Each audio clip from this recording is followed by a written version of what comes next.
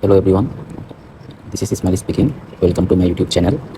So আজকে আমরা একটা গুরুত্বপূর্ণ বিষয় নিয়ে আলোচনা করব, সেটা হচ্ছে ড্রাগ ডোজ ক্যালকুলেশন।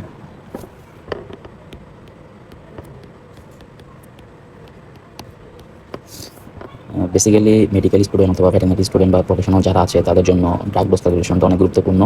সঠিক মাত্রায় যদি ডোজটা আমরা নির্ণয় না করতে পারি তাহলে পেশেন্টে সেটা ইফেক্টিভ হবে না। সেজন্য আমরা আজকে দেখবো কীভাবে সহজভাবে ড্রাগ ডোজটা ক্যালকুলেশন করে। তো ড্রাগ ডোজ ক্যালকুলেশনের জন্য নর্মালি একটা ফর্মুলা আছে, তো ফর্মুলাটা আমি যদি একটু লিখি।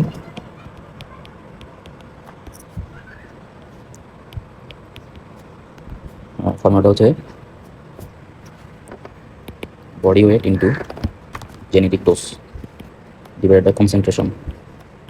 এখানে যে বডি ওয়েটটা আছে সেটা অবশ্যই কেজিতে হবে, জেনেটিক যে ডোজটা আছে সেটা অবশ্যই হবে মিলিগ্রাম পার কেজি, অ্যান্ড কনসেন্ট্রেশনটা হবে অবশ্যই মিলিগ্রাম পার এমএল। তো এটা হচ্ছে ওভারঅল একটা ফর্মুলা।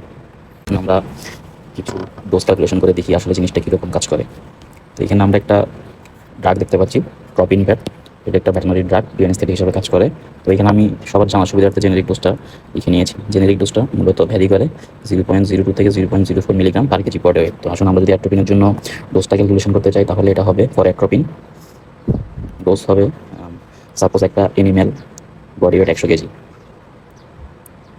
100 কেজির একটা এনিম্যাল বডি ওয়েট 100 কেজি, আর জেনেরিক ডোজ আমরা এখানে দেখতে পাচ্ছি 0.2 থেকে 0.04। তো আমরা যদি বেসটা ধরি 0.02, আর এটার কনসেন্ট্রেশন, এবার আসি এটা কনসেন্ট্রেশনটা কী হবে। তো এখানে কনসেন্ট্রেশন আমরা দেখতে পাচ্ছি লেখা আছে প্রতি মিলিতে আছে অ্যাট্রোপিন সালফেট বিপি 1 মিলিগ্রাম। তো এটার কনসেন্ট্রেশন হবে 1 মিলিগ্রাম, ঠিক আছে। তো এটা ক্যালকুলেশন করলে সুতরাং অ্যাট্রোপিনের ডোজটা হবে 100 ইন্টু 0.02, অর্থাৎ 2 ml। অর্থাৎ 100 কেজি একটা এনিমেলের জন্য অ্যাট্রোপিনের পরিমাণ হবে, ডোজটা হবে 2 ml। তো এই জন্য আমরা একটা দেখি, এখানে আছে রুমেটার, এটা একটা হচ্ছে জাইলাজিন, এটা একটা অ্যানেস্থেটিক ড্রাগ। তো মাসল রিল্যাক্সিং হিসেবে এটা কাজ করে মূলত। তো আমরা যদি জাইলাজিনের জন্য ড্রাগটা ক্যালকুলেশন করতে চাই, সেম একই ফর্মুলা। যদি এনিমেলের ওয়েট 100 কেজি হয়, অ্যান্ড তার যদি রুমেনের জন্য হিসাব করি, এখানে জেনেরিক ডোজ দেওয়া আছে 0.1 থেকে 0.2 মিলিগ্রাম, ডগ ক্যাটের জন্য 1 থেকে 2 মিলিগ্রাম, অ্যান্ড হর্সের জন্য দেওয়া আছে, পিগের জন্য দেওয়া আছে। যদি আমি এখন রুমেনের হিসাব করি তাহলে তার জেনেরিক ডোজ সাপোজ 0.1, অ্যান্ড এটা কনসেন্ট্রেশনটা কী হবে এবার আসলে এটা দেখি। এখানে লেখা কি, রুমেটার আছে 20 মিলিগ্রাম পার এমএল, অর্থাৎ প্রতি এমএল এত গ্রাম রুমেটার আছে, তো এটার কনসেন্ট্রেশন হবে 20। সুতরাং জাইলার ডোজ হবে